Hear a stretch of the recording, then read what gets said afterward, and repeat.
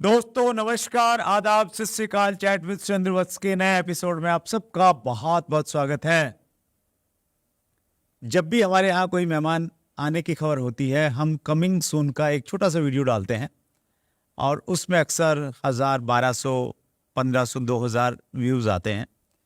लेकिन ये वाला जब हमने कमिंग सून का एपिसोड डाला, इंट्रो वीडियो, 12,000 से ज़्यादा व्यू अब तक हो चुके थे जिस दिन हम लोग इसको शूट कर रहे हैं। शायद 300 से ज़्यादा लोगों ने कमेंट्स किया था नीचे। सो अंदाज़ा लगा सकते हैं कि वो किस प्रकार की शख्सियत होगी, कितनी बड़ी उनकी फ़ैन फॉलोइंग है, डायरेक्ट सेलिंग में लोग कितना उनसे प्यार करते हैं। सो आइए हम स्वागत करते हैं एक ऐसी पर्सनैलिटी का जिन्होंने डायरेक्ट सेलिंग इंडस्ट्री को और बेहतर बनाने का जिम्मा अपने कंधों पे लिया है। डायरेक्ट सेलिंग इंडस्ट्री की गंदगी को ख़त्म करना चाहते हैं, डायरेक्ट सेलिंग इंडस्ट्री को उस मुकाम पे देखना चाहते हैं जिसकी ये हकदार है। एक एसोसिएशन है जिसका आपने पिछले दिनों खूब सारा नाम सुना होगा, अखबारों में, न्यूज चैनलों में, ADSCI। जी हाँ, केंद्र सरकार ने डायरेक्ट सेलिंग इंडस्ट्री को दिया लीगल स्टेटस। डायरेक्ट सेलिंग की संस्था ADSCI ने जताया आभार। इस निर्णय को बताया आत्मनिर्भर भारत की दिशा में एक बड़ा कदम। Association of direct selling entities of India के प्रेसिडेंट संजीव कुमार जी हमारे मेहमान हैं। संजीव सर, बहुत बहुत स्वागत है चैट विद सुरेंद्र वत्स में। Thank you sir, thank you so much. Surendra sir, सबसे पहले चैट विद सुरेंद्र वत्स हिंदुस्तान के डायरेक्ट सेलिंग के सबसे बड़े शो में आपने मुझे आमंत्रित किया, इसके लिए बहुत बहुत शुक्रिया। Thank you so much. Thank you so much Sanjeev sir. आपके शब्दों की बड़ी वैल्यू है। जब भी आप कुछ बोलते हैं तो पूरी इंडस्ट्री उसको बड़ी गंभीरता के साथ में लेती है, और आपने सबसे बड़ा शो बोला है तो आज तक लोग सीरियस नहीं ले रहे थे, तो आज तो वो सीरियस ले लेंगे। Thank you. जैसे मैं बता रहा था संजीव सर, आपके कमिंग सून के वीडियो पे इतने सारे कॉम्प्लीमेंट्स थे सर, 4 घंटे लग गए। और उससे मालूम चला कि आपको लोग किस अंदाज में प्यार करते हैं, किस रूप में आपको देखते हैं। कुछ पढ़ के सुनाता हूँ। तीर्थेंद्रा तिवारी ने लिखा है, आ गया है वह समय जिसका था हमें इंतजार, आ रहे हैं डायरेक्ट सेलिंग के असली हीरो। श्यामलाल जी ने लिखा है, लाखों लोगों के दिलों की धड़कन, डायरेक्ट सेलिंग को पहचान दिलाने वाले महानायक, 21वीं सदी के हीरो। महावीर ने लिखा है, डायरेक्ट सेलिंग इंडस्ट्री को व्यवसायिक बिजनेस स्थापित करने वाले सदी के महानायक, गरीबों के मसीहा और ईमानदारी नेक नीति के साथ में लाखों लोगों के घरों में आयुर्वेद के माध्यम से खुशियां लाने वाले डॉक्टर संजीव सर, आपका दिल की गहराई से हार्दिक स्वागत है। ओपी ने लिखा है, डायरेक्ट सेलिंग इंडस्ट्री को नई दिशा देने वाले लाखों लोगों के अन्नदाता डॉक्टर संजीव सर को कोटि कोटि प्रणाम। अमर जायसवाल ने लिखा है, डायरेक्ट सेलिंग में भी मिस्टर संजीव कुमार जी एक महादेव का रूप हैं, जो इस इंडस्ट्री को खराब कर रहे उनके लिए सबक सिखाने के लिए खुद महादेव अवतरित हुए हैं इस धरती पर, संजीव गुरु जी के रूप में। और संदीप फरमान ने लिखा है, लाखों दिलों की धड़कन, डायरेक्ट सेलिंग को नई पहचान दिलाने वाले डायरेक्ट सेलिंग के महानायक, गुरुओं के गुरु, महागुरु को मेरा कोटि कोटि प्रणाम। क्या खिलाते हो लोगों को? कुछ नहीं है। सबसे पहले तो इन सभी लोगों का बहुत बहुत शुक्रिया अदा करता हूँ कि इन्होंने इतने अच्छे कॉम्प्लीमेंट दिए। शायद मैं इसके लायक नहीं हूँ, लेकिन कोशिश करूँगा, मेहनत करूँगा कि ये मुझे कॉम्प्लीमेंट कनेक्ट कर पाए एक दिन। और बस ये प्यार है सर जनता का, आपका। नहीं देखिए, मैं ऑनेस्टली एक चीज़ मानता भी उस चीज़ को, आपसे पूछना भी चाहता हूँ। मेरा तो धंधा ही है लोगों से मिलना जुलना, बातचीत करना, और बहुत सारे लोगों से मैं मिल चुका हूँ। और लेकिन जिस प्रकार आपने पिछले 4-5 साल में इंडस्ट्री में एक अलग पहचान बनाई है, इंडस्ट्री तो बहुत पुरानी है, 25, मतलब हमारे यहाँ पे ऐसे भी लोग आए हैं जो 28-30 साल से डायरेक्ट सेलिंग में काम कर रहे हैं, लेकिन आपने जो एक अलग पहचान बनाई, एक अलग छवि बनाई, वो आपकी व्यूअरशिप से दिखती है, आपके इंटरव्यू से, आपके कमिंग सून के उस 1 मिनट के क्लिप से वो दिखती है। तो ऐसा क्या संजीव जी कर रहे हैं जो दूसरे लोगों को फॉलो करना चाहिए? मुझे डायरेक्ट सेलिंग बिजनेस एक अलग एक ऐसा मॉडल लगता है कि जैसा मॉडल मुझे नहीं लगता कि दुनिया में किसी बिजनेस का ऐसा मॉडल है। ये एक बड़ी पवित्र सी इंडस्ट्री है। मतलब जो आज का समाज है, जो आज की दुनिया है, जिस हिसाब से लोग जी रहे हैं या एक दूसरे के साथ काम कर रहे हैं या एक दूसरे से काम करवा रहे हैं, लेकिन वो जो कनेक्शन, जो आत्मीयता, जो प्रेम, जो भाव यहाँ पर मिलता है हमें। एक डायरेक्ट सेलर बनता है, बड़ा आदमी बन जाता है, लेकिन फिर भी एक छोटे आदमी से प्यार करता है, उसके घर भी जाता है, खाना भी खाता है। यहाँ गरीब अमीर की खाई नहीं है, जात पात की खाई नहीं है, यहाँ कोई छोटा बड़ा नहीं है, यहाँ सब सबकी भलाई की कामना करते हैं। तो ऐसा मुझे लगता है इससे बड़ा धर्म का और पवित्र काम शायद मेरे हिसाब से इस दुनिया में कोई नहीं है। तो उसी तरीके से इसमें पवित्रता होनी चाहिए, वही कमिटमेंट होने चाहिए और वही सच्चा भाव होना चाहिए इस इंडस्ट्री के प्रति। तो मुझे लगता है दुनिया की भगवान ने सबसे खूबसूरत इंडस्ट्री बनाई है। तो सच्चा भाव, कमिटमेंट, सारी दूरियां मिटा के काम करें तो संजीव जी जैसी ख्याति प्राप्त की जा सकती है। नहीं, हाँ बिल्कुल, मुझसे भी बेहतर बन सकते हैं। That's great. मेरे पास में बहुत सारी क्वेश्चंस हैं, मेरे दिमाग में, जहन में घूम रहे हैं, मैं आपसे पूछूंगा एक एक करके, लेकिन उससे पहले थोड़ा सा वो व्यूअर जो आपको नहीं जानते हैं, थोड़ा सा एक बैकग्राउंड बता दीजिए, अब तक की जर्नी कैसे रही? मैं आर्मी में जॉब करता था। 2007 में अचानक मुझे डायरेक्ट सेलिंग देखने का मौका मिला और इस इंडस्ट्री का जो नेचर ऑफ बिजनेस देख के मैं प्रभावित हुआ था कि यहाँ आपको अपने साथ साथ लोगों को भी कैरियर देना है, लोगों को भी बड़ा बनाना है, और आप बिना लोगों के बड़े बनाया बड़े नहीं बन सकते। और दूसरा लगा कि यहाँ कोई भी middle class, lower middle class, upper middle class या हायर क्लास, जो मर्जी चाहे वो यहाँ मान, सम्मान, पहचान और पैसा सब कुछ कमा सकता है। अब एक इंसान की जिंदगी में अगर मान, सम्मान, पहचान, पैसा कमाने का मौका कोई इंडस्ट्री दे तो मुझे लगा तो दुनिया की सबसे खूबसूरत इंडस्ट्री है। आए, काम किया, 2007 से 2013 तक काम किया, फिर एक बार इस इंडस्ट्री से मनी उठ गया, फिर रिजाइन कर दिया। अच्छा। और फिर अब जिंदगी में नेटवर्क मार्केटिंग नहीं करेंगे, ऐसा सोच लिया, लाइफ में कभी नहीं करेंगे, बिल्कुल काटा मार दिया जिंदगी में। फिर लेकिन वही है सर, ये एक ऐसी इंडस्ट्री है, ये ऐसा रस दे देती है कि इंसान रसपान करता ही रहता है। तो थोड़ा इसकी नॉलेज लेते रहे, ज्ञान लेते रहे, यार क्या सही होता है, क्या एथिकल होता है, क्या अनएथिकल होता है, क्या वाकई में इंडस्ट्री अनएथिकल है या ये एथिकल है। तो वो उस मझधार में फंसे रहे, लेकिन 2014 में उससे निकलने का मौका मिला। फिर 2014 से आज अपना काम कर रहे हैं। That's great, wonderful sir. एक चीज़ मैं व्यूअर को शेयर करना चाहता हूँ। देखिए, हमारे देश में डायरेक्ट सेलिंग इंडस्ट्री की शुरुआत 1990s यानी 1990 के बाद में हुई, और स्पेशली 1996 के बाद में कुछ विदेशी कंपनियां हमारे देश में आई, तो थोड़ा गति मिली डायरेक्ट सेलिंग इंडस्ट्री को। और डायरेक्ट सेलिंग की बात को रखने के लिए कुछ एसोसिएशन बनी हमारे देश में, वो एसोसिएशन काम करती रही और बहुत एक लंबा संघर्ष करना पड़ा।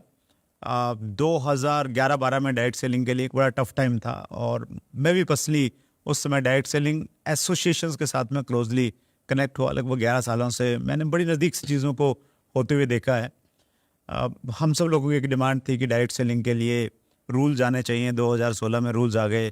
फिर डिमांड थी कि डायरेक्ट सेलिंग के लिए गाइडलाइन पहले डिमांड थी गाइडलाइंस आनी चाहिए, मॉडल गाइडलाइन आ गई, फिर रूल्स आ गए 28 दिसंबर 2021 को। और अभी डायरेक्ट सेलिंग में अमेंडमेंट्स आए हैं, रूल्स में कुछ कमी रह गई थी, तो अभी जून 2023 में अमेंडमेंट्स आ गए हैं। तो बहुत सारे लोगों ने बहुत सारा काम किया, लेकिन स्पेशली अभी जो अमेंडमेंट्स आए हैं जिसकी बहुत ज़्यादा दरकरार थी, एक डेफिनेशन मिसिंग थी कहीं ना कहीं हमारे रूल्स में, वो आ गई है। तो उसको दिलाने में जिस एक एसोसिएशन का सबसे बड़ा योगदान रहा, वो एसोसिएशन है ADACI, और उसके प्रेसिडेंट संजीव सर हमारे बीच में हैं। पहली चीज़ तो संजीव सर, आपका बहुत बड़ा योगदान है, मैं अंदर तक उस चीज़ को जानता हूँ। तो पूरी इंडस्ट्री की तरफ से मेरे पास में मौका है आपका धन्यवाद करने के लिए। Thank you so much. और आपको सैल्यूट करने के लिए। आपने इंडस्ट्री के लिए बहुत अच्छा काम किया है, बहुत बड़े कन्फ्यूज़न को आपने दूर करवा दिया है। एक बात छोटा सा कहना चाहूँगा सर, और ये जान के आप बड़े आश्चर्यचकित होंगे और शायद भरोसा ना करें, मैंने लड़ना आपसे सीखा है। अरे सर। देखिए सर, जब ये इंडस्ट्री 2011-12 के उस दौर से गुजर रही थी सर, तो आपने एक ऐसी लड़ाई लड़ी जो इतिहास बन गई देश में। तो जब मैं आपके संपर्क में आया और मैंने वो आपको मिला और देखा तो मैंने कहा यार जब 2011-12 में जब कुछ भी नहीं था तब सुरेंद्र सर इतने बड़े स्टेप लिए, इतनी बड़ी लड़ाई लड़के इंडस्ट्री को किसी हद तक गाइडलाइंस दिलवाई, सेव किया, तो सर इंस्पिरेशन तो आप ही हैं। जबरदस्त। देखिए मेरा ये मानना है संजीव सर, कोई भी ऑर्गेनाइजेशन है ना, उसको समय समय पे कुछ लोग लीड करते हैं और वो आगे लेके जाते हैं, और वो जब मैं इन दिनों संजीव जी ने संभाला हुआ है तो ये देख के मुझे बहुत अच्छा लग रहा है। सो बहुत बढ़िया, बहुत सारी बातें करेंगे संजीव सर। ADSCI और दूसरे एसोसिएशन ने काम किया, लेकिन ADCI ने लीड किया स्पेशली अमेंडमेंट्स को लाने में। आगे क्या प्लानिंग है? ADSCI अब गवर्नमेंट से क्या चाह रही है कि इंडस्ट्री के लिए क्या होना चाहिए? सर ADCI चाहती है कि इंडस्ट्री को वही रेपो मिले जिसकी हकदार है, और इंडस्ट्री को हिंदुस्तान का हर आम नागरिक समझे। वो हमारे साथ एसोसिएट हो चाहे ना हो, लेकिन वो हमारी इंडस्ट्री को उन्हीं नज़रों से देखे जिसके लायक इंडस्ट्री है, जो यहाँ पर आत्मीयता है, जो प्यार है, जो रोजगार है, जो हर बच्चे को आज एम्प्लॉयमेंट होने का मौका मिल रहा है यहाँ पर, बड़े को, बुजुर्ग को, एज लिमिट नहीं, कास्टिज्म नहीं, कुछ तो नहीं है यहाँ पर। राइट। तो वो हमारे को अधिकार मिलने चाहिए, और उसके लिए हम लोग चाहते हैं कि गवर्नमेंट इथिकल और अनइथिकल का डिफरेंस थोड़ा क्रिएट करे। उसके लिए अभी ADCI की नेक्स्ट लड़ाई जो ये है, गवर्नमेंट से बातचीत है, जो भी है कोशिश करेंगे, बातचीत से बात बने सारी, कि हम चाहते हैं कि गवर्नमेंट एसोसिएशंस के साथ एसोसिएट होकर एक कमेटी फॉर्म करे। अच्छा। जैसे कि इंश्योरेंस रेगुलेटरी IRD है, जैसे शेयर मार्केट को से भी कंट्रोल करती है, ऐसी एक कमेटी एसोसिएशन के साथ मिलकर गवर्नमेंट बनाए, जो कि इस डायरेक्ट सेलिंग को कंट्रोल करे इंडिया में, और इथिकल डायरेक्ट सेलिंग को ज्यादा बढ़ावा दे। और जो अनइथिकल डायरेक्ट सेलिंग है, जो बिल्कुल ही एक नए उसी माइंड से आते हैं कि भाई यहाँ लोगों के इमोशंस का फायदा उठाओ, लोगों के रिलेशंस का फायदा उठाओ, कुछ भी प्रोडक्ट बेचो, कुछ भी प्लान बनाओ, नॉन कैलकुलेटिव प्लान बनाओ, कहीं से उठा के प्रोडक्ट बेच दो, ऐसे लोगों पे थोड़ा कड़ा शिकंजा गवर्नमेंट कसे। उसकी हमारी बातचीत अभी गवर्नमेंट से चल रही है। मैंने संजीव सर हमारे 50वें एपिसोड में, जो हमारा गोल्डन जुबली एपिसोड था, हेम पांडे सर हमारे गेस्ट थे, उनसे मैंने स्ट्रेट फॉरवर्ड यही प्रश्न पूछा था कि सर हम चाहते हैं कि डायरेक्ट सेलिंग पे रेगुलेटरी बॉडी बने, कब बनेगी? तो उनका रिप्लाई था कि अभी आपकी इंडस्ट्री का साइज़ बहुत छोटा है, गवर्नमेंट को अगर कोई नई चीज़ लेके आएगी तो उसमें मैन पावर चाहिए, उसमें पैसा लगेगा, तो आपकी इंडस्ट्री का साइज़ अभी इतना बड़ा है ही नहीं। साइज़ बड़ा होगा तो शायद सरकार उस बारे में सोचेगी। तो साइज़ बड़ा कैसे हो इंडस्ट्री का, सब लोग मिलके और बड़ा काम करें, कितना पोटेंशियल आपको दिखता है इंडिया में? देखिए सर, साइज इंडस्ट्री का जब ही बड़ा हो सकता है जब ये स्विचनेस खत्म हो। मतलब ये जो अभी कोई कंपनी आएगी, अचानक से किसी को इम्प्रेस करेगी, अपने उल्टे सीधे प्रमोशन करेगी। साइज बड़ा होता है सर जो कंपनियां ऑलरेडी स्टेब्लिश कंपनियां हैं, चाहे वो 50 हैं, चाहे वो 100 हैं, चाहे 200 हैं, लेकिन जो स्टेब्लिश कंपनियां वहीं पर रहकर लोग बड़ा काम करें। क्योंकि जब ये स्विच होता है इधर से उधर, तो कहीं ना कहीं टर्नओवर्स में फर्क पड़ता है, कहीं ना कहीं डिस्टर्बेंस क्रिएट होता है, कहीं ना कहीं एथिकल अनइथिकल की लड़ाइयाँ शुरू हो जाती हैं, कहीं ना कहीं मार्केट में एक नेगेटिव मैसेज आता है। जैसे आज आप देखिए कि आज आप देख रहे हैं कि कोई लीडर कहीं इधर उधर जाता है तो यूट्यूब वगैरह पे आके, फेसबुक वगैरह पे बातें करता है, तो जो आम जनता है वो ये देखती है कि यार ये इंडस्ट्री शायद हमारे लायक नहीं है। हमें आम जनता को ये बताना होगा, अपनी इंडस्ट्री को इतना एथिकल वे में करना होगा कि आम जनता ये भरोसा करे, yes I will be the part of this industry. मैं बेशक इस इंडस्ट्री में काम ना करूं, क्योंकि सर ये ओनली फॉर एम्प्लॉयमेंट नहीं है, ओनली फॉर मनी नहीं है, ये प्रोडक्ट बेस्ड इंडस्ट्री है। मैं इस कंपनी के साथ काम ना करूं लेकिन इसका प्रोडक्ट यूज करूं। तो जब लोगों का रुझान, हिंदुस्तान की 145 करोड़ जनता का रुझान हमारे प्रोडक्ट की तरफ आकर्षित होगा, लोग हमारे प्रोडक्ट से प्रभावित होंगे और हमारे प्रोडक्ट इस लायक होंगे कि लोग उन्हें खरीद सकेंगे, यूज कर सकेंगे और लोग हमारे यूजर बनेंगे, मेरे हिसाब से इंडस्ट्री का साइज तब बहुत बड़ा बनेगा। That's great sir. एक प्रश्न मैं और पूछना चाहता हूँ, उसको कहीं ना कहीं आपने टच किया। ऐसे कुछ उदाहरण देखने को मिलते हैं, एक व्यक्ति किसी ठीक ठाक अच्छी कंपनी में काम कर रहा था, रेप्यूटेड कंपनी थी, पुरानी कंपनी थी, पैसा भी ले रहा था, नेटवर्क भी था, वो अचानक किसी ऐसी जगह चला जाता है जिसका फ्यूचर एक आम आदमी भी समझ सकता है कि अंधकार में है, शायद पैसा मिल जाएगा उसको ज़्यादा। तो ऐसी प्रवृत्ति क्यों होती है लोगों की? आपने भी कुछ लोगों को देखा होगा और उनके संपर्क में कुछ लोग आते हैं, तो उनको आप क्या संदेश देना चाहेंगे सर? सर मुझे लगता है मतलब ये इंडस्ट्री तो इतनी इमोशनल इंडस्ट्री, इतने टच रहता है एक लीडर का अपने डाउनलाइन से, डाउनलाइन का अपने अपलाइन से, एक सालों का रिश्ता हो जाता है, सालों साथ काम करते हैं, सालों साथ घूमते हैं, सालों टूर करते हैं।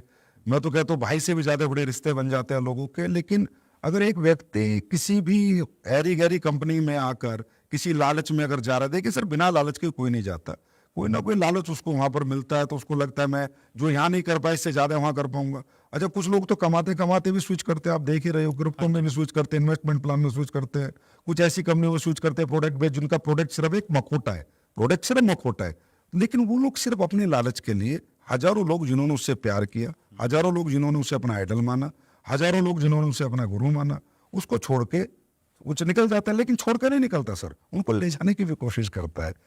अच्छा जब लगे कि अगर एक व्यक्ति कहीं जा रहा है, उसको नहीं समझ में आ रहा, तो अगर उसमें वाकई में ही सेल्फ डिसीजन मेकर है, वाकई में वो अपने डिसीजन पे गर्व करता है, तो उन लोगों को ना लेके जाए, अकेला जाए, काम करके दिखाए। लेकिन इसी वजह से इंडस्ट्री के अंदर जो हम चाहते हैं कि इथिकल वे नेटवर्क मार्केटिंग हो, इथिकल हमारे आम समाज हमें इज्जत दे, सम्मान दे, ये सब चीजें बंद होंगी सर एक दिन, ऐसा जरूर होगा।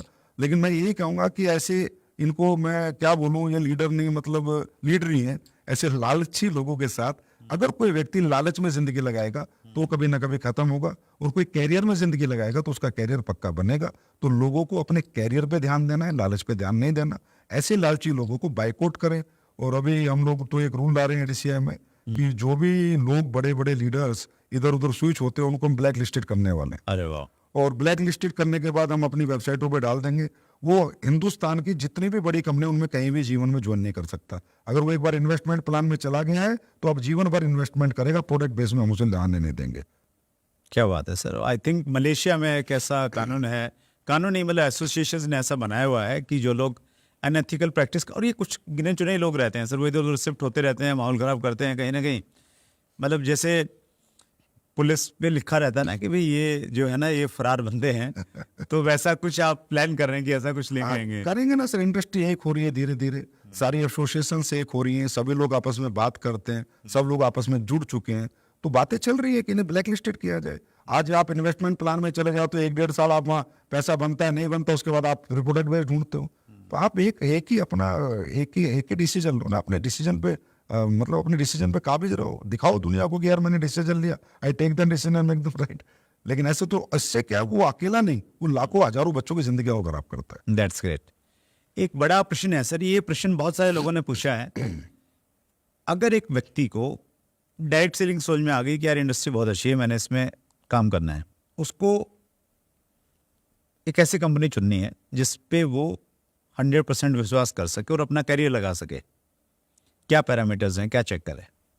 सर देखिए, किसी ने कहा है कि आप किसी की बातों में ना जाए, कागजों में जाए। जो कागज बोलते हैं वो कागज जो बता सकते, वो बातें नहीं बता सकती।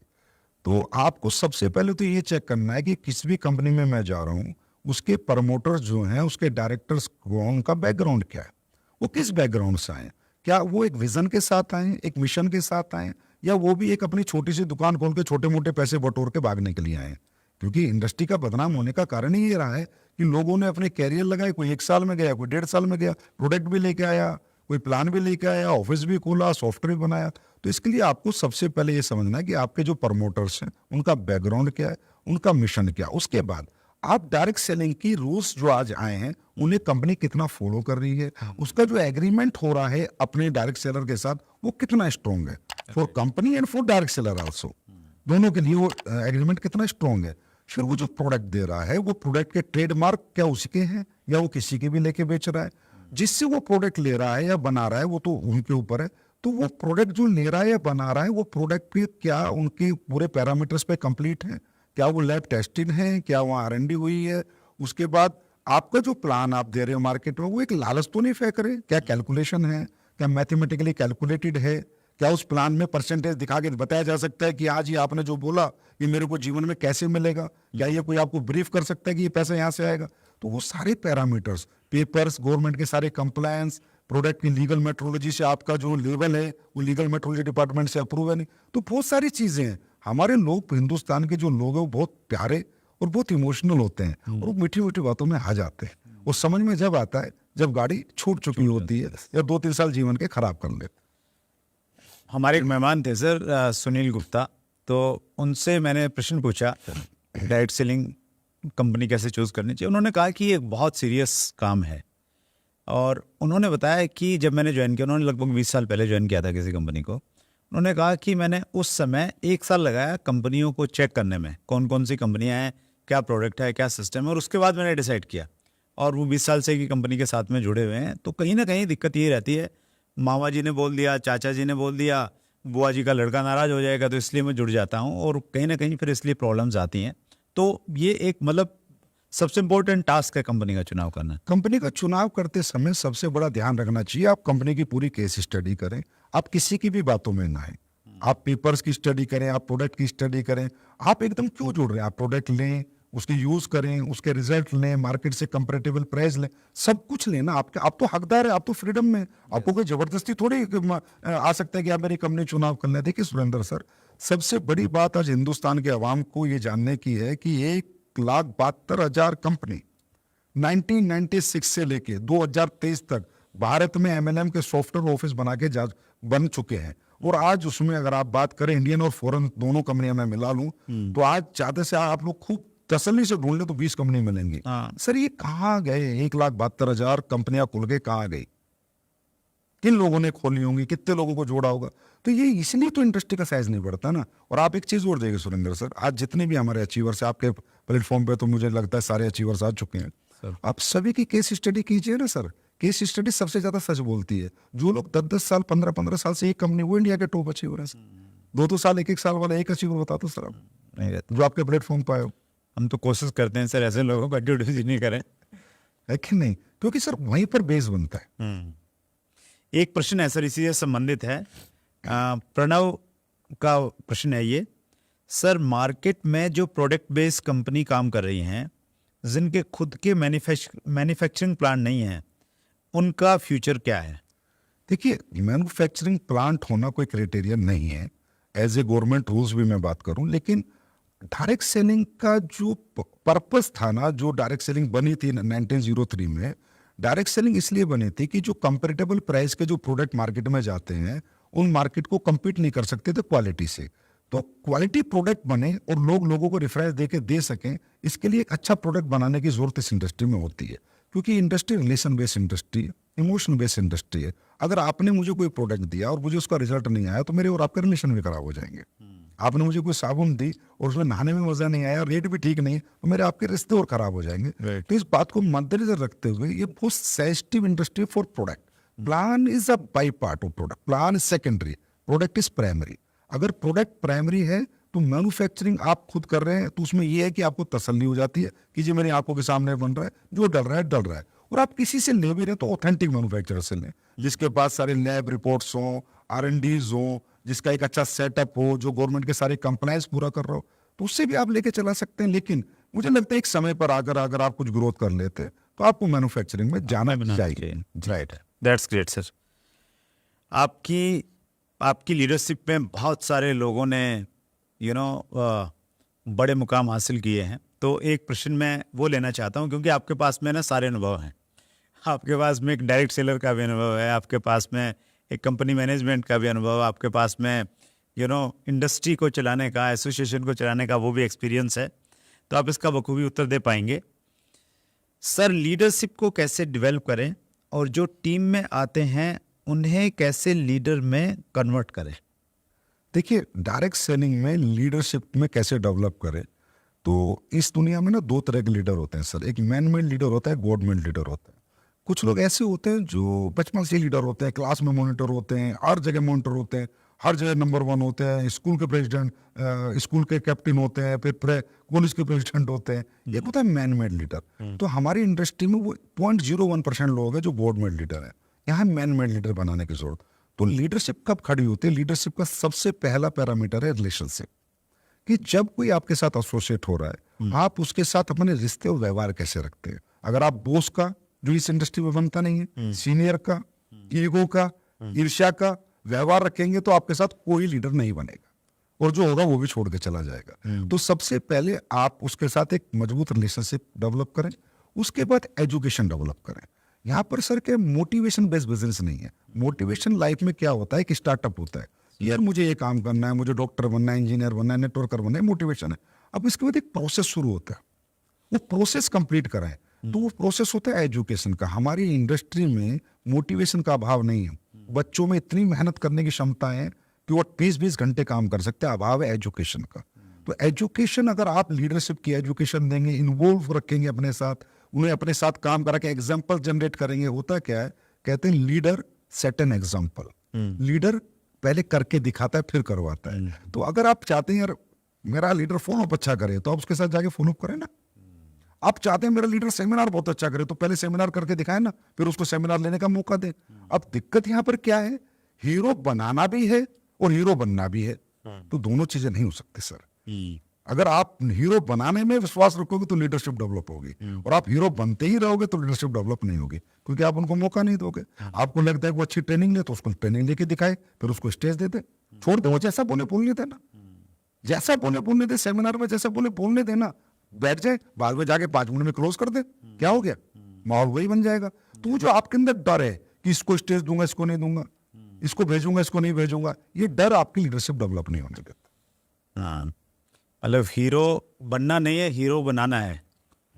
और दैट्स ग्रेट। गलतियां तो होंगी सर, जब आप जिम्मेवारी देंगे लोगों को, गलतियां करेंगे। हमने भी तो सब लोगों ने गिर गिर के चलना सीखा है ना, तो वहाँ से भी मैसेज यही है।